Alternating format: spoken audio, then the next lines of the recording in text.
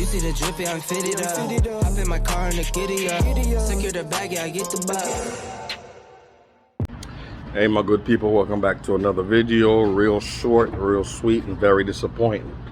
So yesterday I started the car and we discovered we were leaking oil everywhere, and that is a culprit. Apparently there's a 3 O-ring seal that goes to this and the gasket in the back.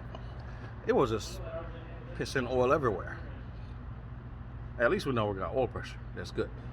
And along with that, still waiting on that board to get repaired so we can get lights in the dash cluster. All right, what else I was going to do was these strut rods, as they call them, and take the old ones out of the car. These probably got about, I'm gonna say, I don't know, 3,000 miles on them, but still the other ones are pretty. Yeah. But yeah, that's what's all been going on right now with the 240. We're kind of stuck. So not gonna waste y'all time with a long video, just giving y'all an update and let y'all know what's going on. The car cranks on its own, runs on its own, but we're shooting oil everywhere.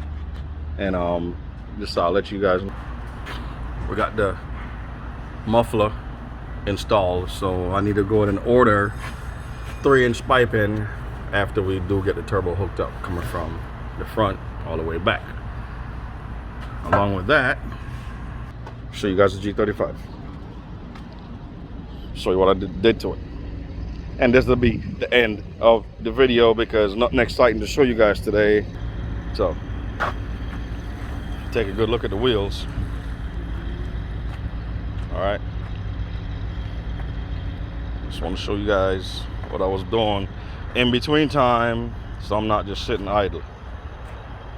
All right, so appreciate y'all watching. As always, coming in, this is just an update. Can't really get anything done. We got to order parts and wait them to come in to get issues fixed so I can get the car to the house. All right, as always, love y'all.